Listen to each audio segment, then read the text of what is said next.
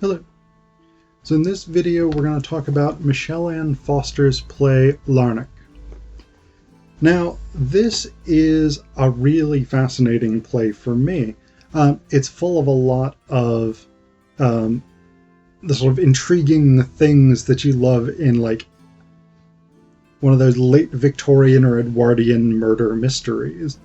So the play is not exactly true to history, but it's based on the later life and suicide of William Larnach, who was a prominent business person, politician in late 19th century New Zealand. He had made and lost several fortunes. He had been a member of Parliament, and actually he was a member of Parliament in 1898 when he killed himself. He had 6 children, and he married 3 different women consecutively, not concurrently. His first 2 wives died, and he married his 3rd wife, named Connie, which really kind of sent, in the play at least, really kind of sends a shockwave through his children, because they're concerned that they're going to lose their inheritance. So you have the oldest brother, Donald, who is kind of a libertine, wastrel, spending a lot of money, etc., etc. You have the younger brother, Douglas, who is working for William. He's pretty staid, pretty sedate, whatever it is. You have the oldest daughter, Katie, who dies somewhat mysteriously at the beginning of the play. She basically just sort of keels over at William and Connie's wedding. And she's the favorite child for William, no question. So that's actually a pretty severe blow to him psychologically. Then you have Colleen, who's the middle daughter, sort of, I don't know, she's like, she's a bit like the middle daughter in the Brady Bunch, whose name escapes me, because I didn't really watch the Brady Bunch that much. But she's sort of there, and like she sort of goes with what the rest of the family wants to do. She's not particularly strong-willed. She has a bit of a conscience, but, you know, she's just sort of, she's tepid. We'll say that. And then you've got Alice, who's the youngest daughter, who is extremely strong-willed and kind of a dick, kind of a sociopath in terms of willingness to destroy other people's happiness to get what she wants. Which, in fairness, William kind of is as well, so he's no angel. But what happens, basically, William goes into a depression because of Katie's death, and because his business interests are failing. And so as he's in that depression, Connie and Douglas, the younger son, her stepson, start an affair. Which is always a bad plan. Don't have affairs with members of your close family. For those of you who were thinking about that. So they're having their affair. They're reasonably happy. They've found a kind of fulfillment in one another that they otherwise didn't have in their relationships with William. But so interestingly enough, that affair between William's son and his wife is paralleled by the affair between Donald, the eldest son, and Mrs. Bates, who is William's ex-lover, who's upset that she wasn't asked to marry him. So Donald and Mrs. Bates start having an affair, and via the Larnach's butler, Hill, Mrs. Bates gets hold of a letter that Donald had hidden he didn't hide it very well. It was just under his mattress or something. But she gets hold of a letter from Connie basically being like, I love you and I love having sex with you. So Mrs. Bates gives that to Donald. Donald then shows it to Colleen and Alice, the two sisters. Alice is immediately like, we have to give this to Dad. And to make Colleen a little more comfortable, she sort of couches it in terms of like, we have to tell Dad the truth. We don't want him to find out from somebody else. So it's better if it comes from us. But really, she just wants to fuck over Connie and Douglas and her dad. So Alice's motives are not particularly pure.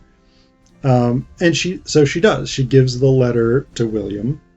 William becomes even more depressed, even more disconnected from reality. He finds that he attempts to, but is unable to shoot Connie and Douglas. So he goes to a meeting room at Parliament and he shoots himself in the head. After which, the children, apart from Douglas, go to court over the inheritance, or over the will. Let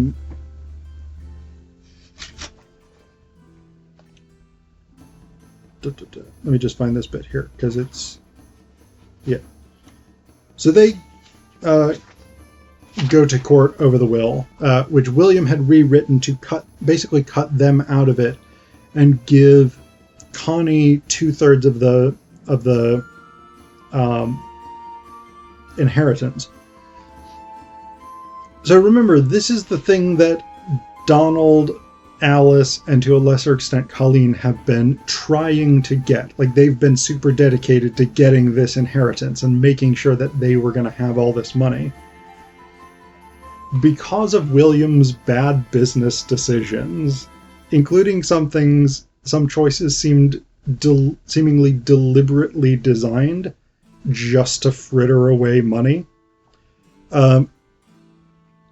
Each of the trustees, so this is according to his lawyer, each of the trustees, so that's Donald, Colleen, and Alice, is entitled to £71, 2 shillings and 7 pence each. Now, to put that in perspective, that's actually a pretty decent amount of money in 1898, but not if you're used to the lifestyle that these people are used to.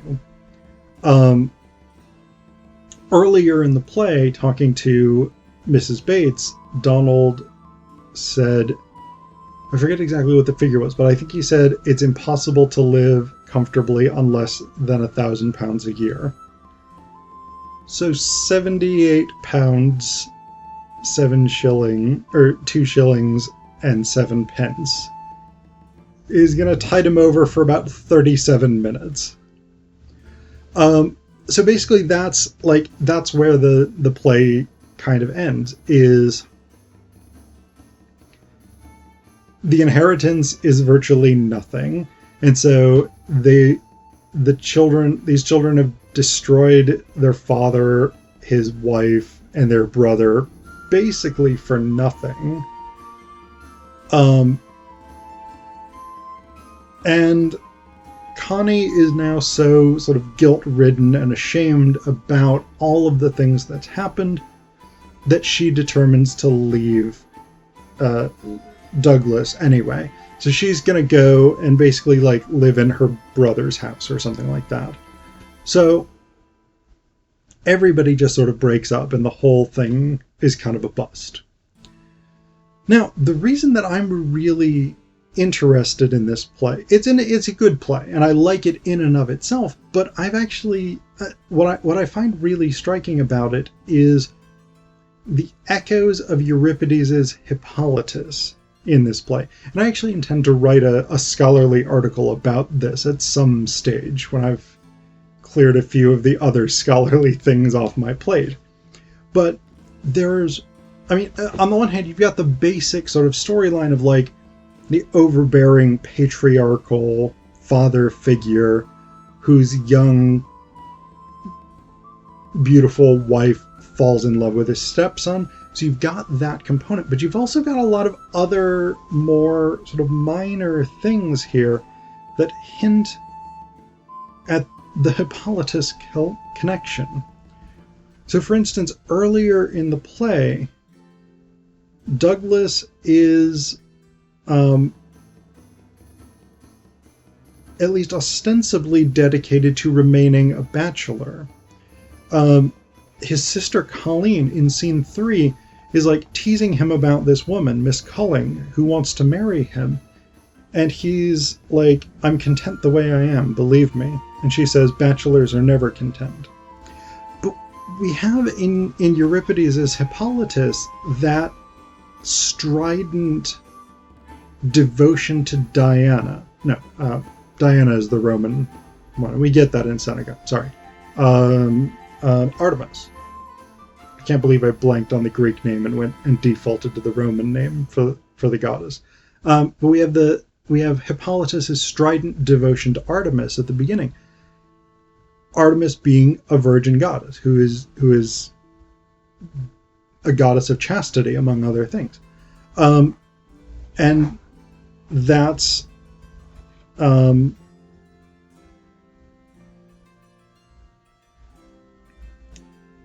so that shapes Hippolytus in the early portion of Euripides' Hippolytus. That shapes the characters, that devotion to remaining sexually chaste, remaining unmarried, etc., etc. We get that echoed in Douglas here. We also have the accusatory letter, which in Euripides' version is from Phaedra. She writes a letter to Theseus before she hangs herself, stating that Hippolytus had attempted to rape her. In this version, we have the letter that Mrs. Bates gets from the butler and gives to Donald, who then gives it to Alice, who then gives it to William. So again, we have that destructive letter. And then one of the other things that I think is really striking here is we even have the element of remorse, but it's a reversal of the remorse in the Euripides. Because in the Euripides version, Theseus, at the end of the play, after it's been revealed to him that Hippolytus was guiltless, Theseus is guilt-stricken himself. Here we have actually Donald, who feels guilty over his father's suicide. The suicide that Donald, in fact, contributed to driving him to.